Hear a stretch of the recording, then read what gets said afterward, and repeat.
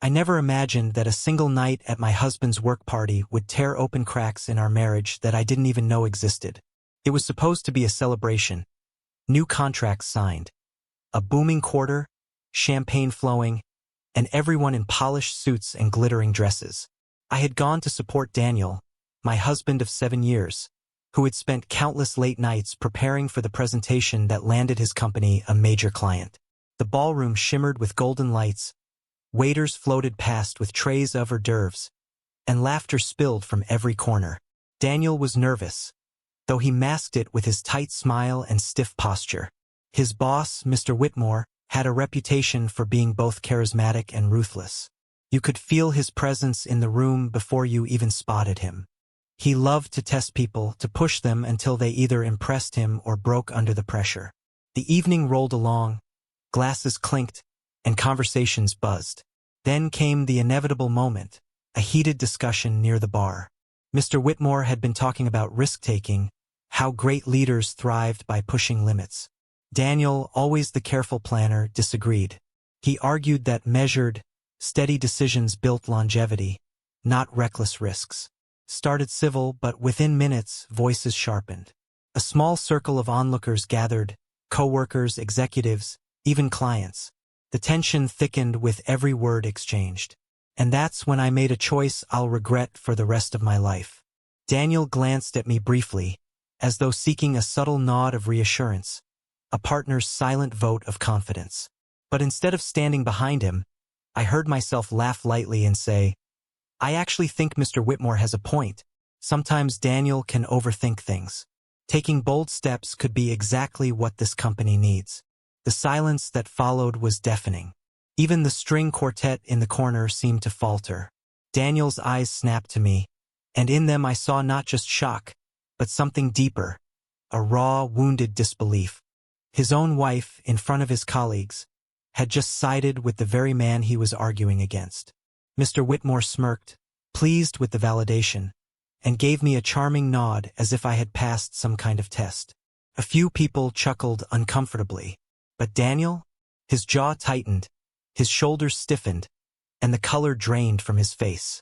He didn't say anything immediately.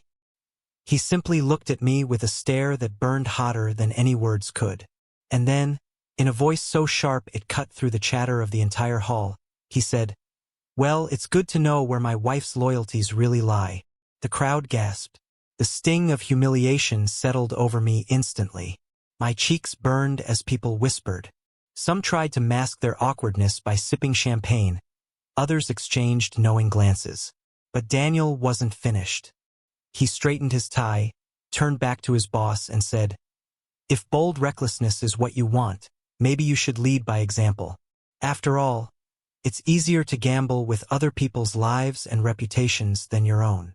His words struck like a thunderclap. The circle of onlookers widened, shock flashing across every face.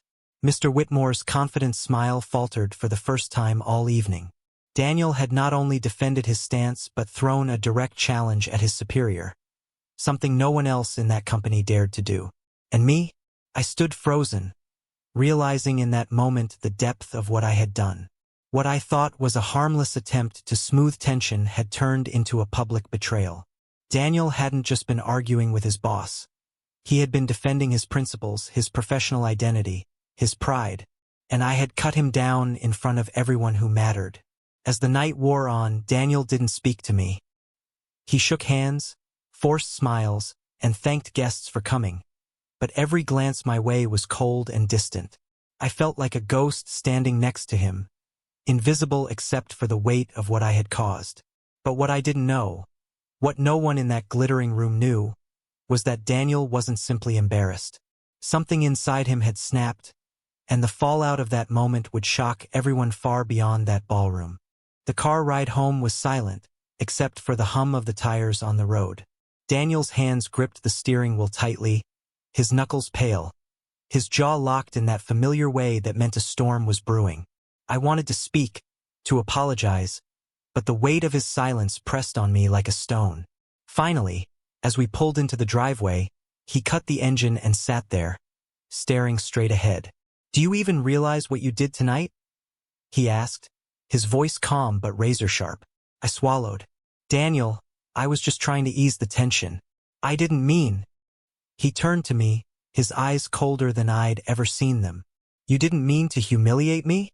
You didn't mean to undermine me in front of my boss, my colleagues, my clients? Do you understand how that looked? My throat tightened. I reached for his hand, but he pulled away. I was trying to support the conversation, not embarrass you. I thought if I agreed, it would smooth things over. Smooth things over? His laugh was bitter, hollow. You don't smooth things over by cutting your husband down in public. You sided with the man who's been pressuring me for months. You validated him, and you left me standing there like a fool. His words cut deep, and I felt my chest tighten with guilt. I tried again, softer this time. I didn't realize how much it mattered. I'm sorry, Daniel. Truly. But he shook his head. It's not just about tonight. It's about loyalty, trust. Do you know what it felt like, hearing you laugh at me? Watching my own wife agree with the man who belittles everything I stand for. He stepped out of the car before I could answer, leaving me in the dark silence of my own regret. The days that followed were colder than winter. Daniel went through the motions. Work, dinner, sleep, but the warmth between us had vanished. He barely looked at me, barely spoke, and when he did, his words were clipped and formal, as though he was addressing a stranger. I tried to fix it. I cooked his favorite meals, left little notes on his desk, apologized again and again. But nothing melted the ice. It was as if something inside him had broken that night, something I couldn't repair. And then the shock came. 2 weeks later, Daniel walked into the kitchen one morning with a calm expression and a manila envelope in his hands. He placed it on the counter in front of me. I've made my decision, he said flatly. I frowned, confused. What do you mean? Open it. My hands trembled as I slid the papers out. Divorce documents. His name already signed at the bottom. My knees weakened. Daniel, no. Please, it was one mistake. I didn't cheat on you, I didn't betray you in that way. It was one comment at a party. He shook his head. It wasn't one comment. It was a glimpse into how you see me. You don't respect me. You don't stand with me when it counts. And if my own wife doesn't believe in me, then what are we even doing here? Tears blurred my vision. I love you, Daniel.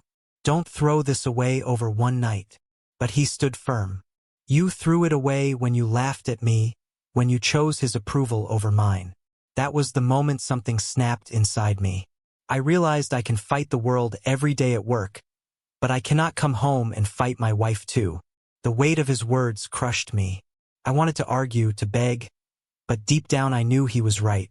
I had betrayed him in the one arena where he needed me most, by his side, unwavering. When he walked out that door with his suitcase, he didn't slam it, didn't shout. He left with the same cold calm he had shown since that night. But the silence he left behind screamed louder than any fight we'd ever had. And in that silence, I understood something I wish I'd realized sooner. Betrayal doesn't always come in the form of affairs or lies.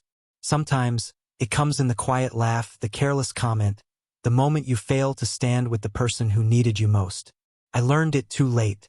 Daniel had snapped, the marriage had shattered, and all that remained was the echo of my mistake. One that shocked everyone, but destroyed only me.